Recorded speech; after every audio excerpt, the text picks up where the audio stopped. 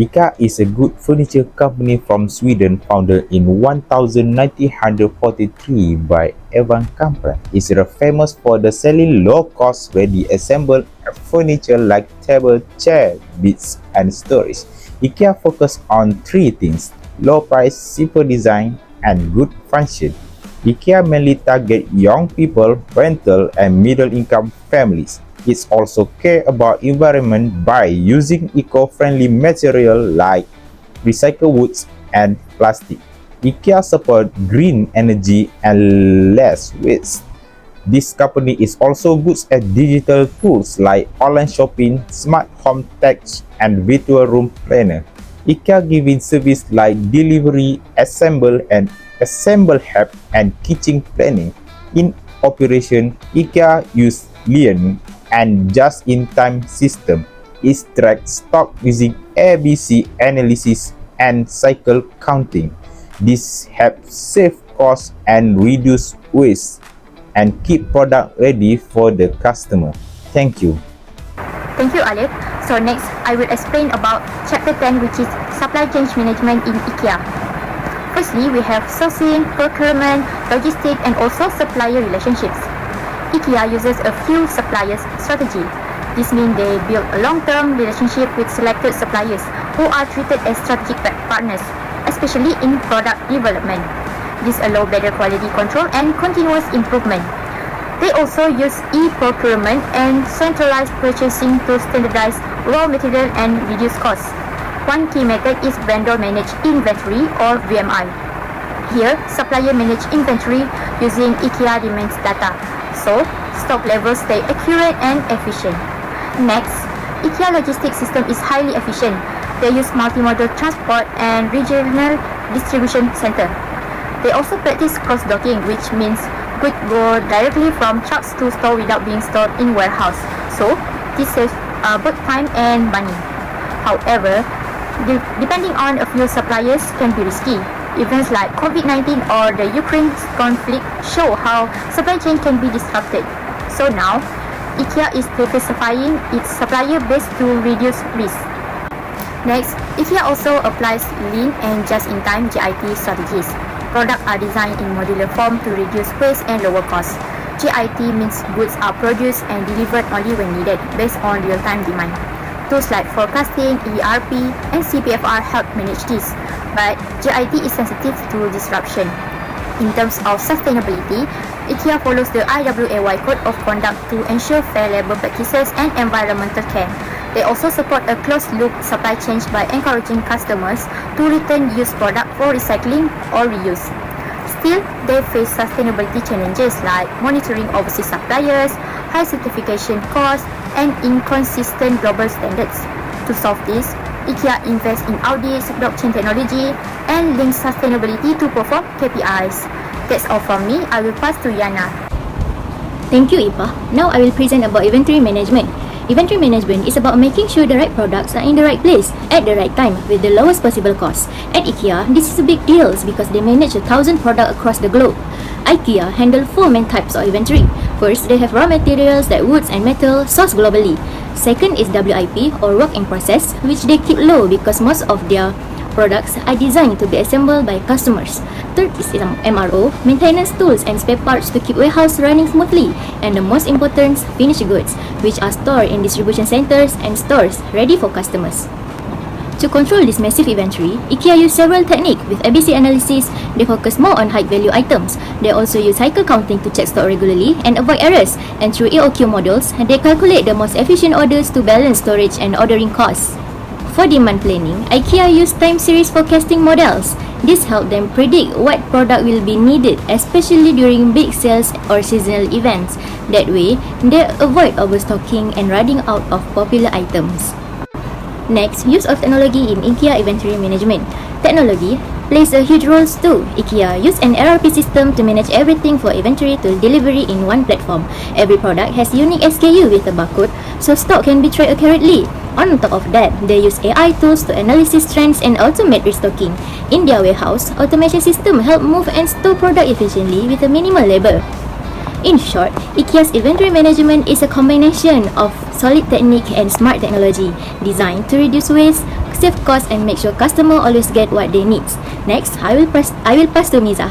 Thank you, Anna. Next, I will be presenting about IKEA investment division.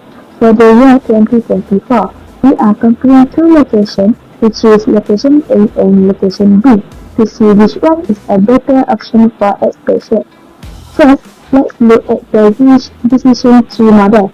IKEA plans to invest $5 million in location A and $40.5 million in location B. In location A, the chance of success are about 60% with a profit of $750,000.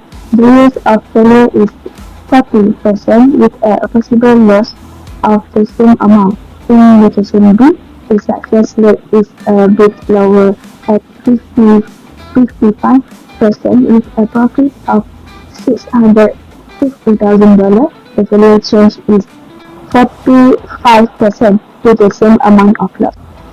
After calculate the expected value, location A gives a success value of $150,000 while location B gives only $68,000. So from the decision tree, location A is better final option. Next, we use the decision metric model to evaluate non-financial factors. We compare 5 key areas, which is selling availability, regulation, cultural comparability, environment, and community support.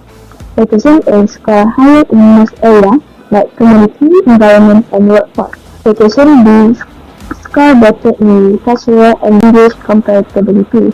When we add up the weighted score, location A has a total score of 7.72, while location B has 7.30. Lastly, based on both the decision tree and decision metric, IKEA should choose location A for investment in 2024. It gives better profit, consumer, and other conditions for success. Thank you.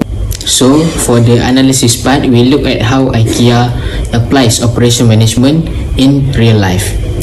So, the first one is supply chain. IKEA applies lean and sustainable supply chain strategies, which is a flat pack design to reduce costs and carbon footprint.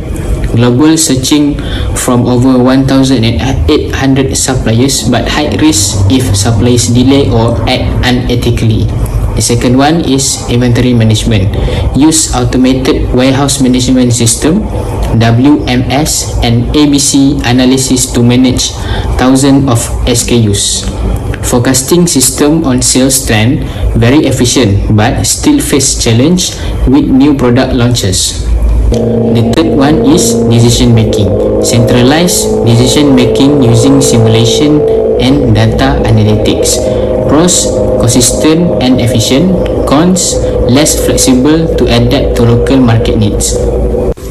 Next, for the reflection part, the first one is real world doesn't same with the theory. Theories look ideal on paper, but reality involves many constraints, economic, cultural, and political. The second one is data is king. IKEA shows that data-driven decision lead to better operation, but over-reliance on data can also be risky. Next, sustainability is not easy. Even major brands like IKEA face challenge ensuring all suppliers follow ethical and environmental standards. Next, balance is key. There must be a trade-off between lean efficiency and flexibility, as well as centralization and local adaptation.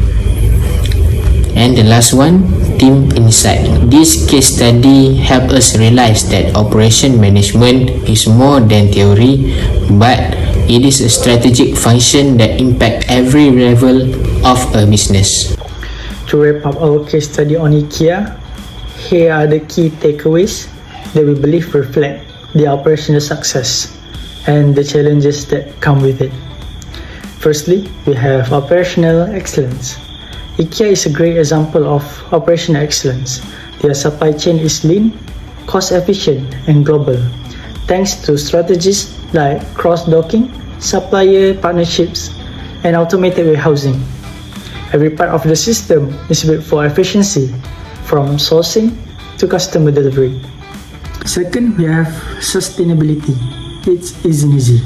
Although sustainability is at the core of IKEA strategy, implementing is far from easy.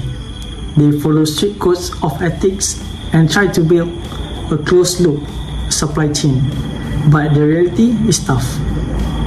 Monitoring overseas suppliers, certification costs, and global inconsistencies all present serious challenges. Then we have data.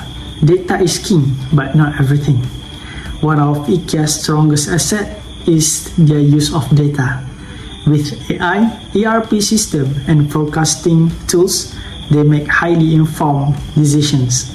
But even with all that, over-reliance on data can backfire, especially when it comes to unexpected events or launching new products. Then we have balance. Balance is everything. This brings us to the idea of balance. IKEA operates in centralized structure to maintain consistency, but this can sometimes limit flexibility. They constantly have to balance lean efficiency with adaptability to local markets. So, the final reflection is, what's the bigger picture here? IKEA isn't just a furniture company, it's a masterclass in strategic operations. This case shows us that operations management is not just theory in a textbook. It is a backbone of business success. It's about making real-time decisions in a complex global environment. And with that, we conclude our presentation. Thank you for your attention, and we hope you now see IKEA not just a brand, but a powerful case study in modern operations strategy.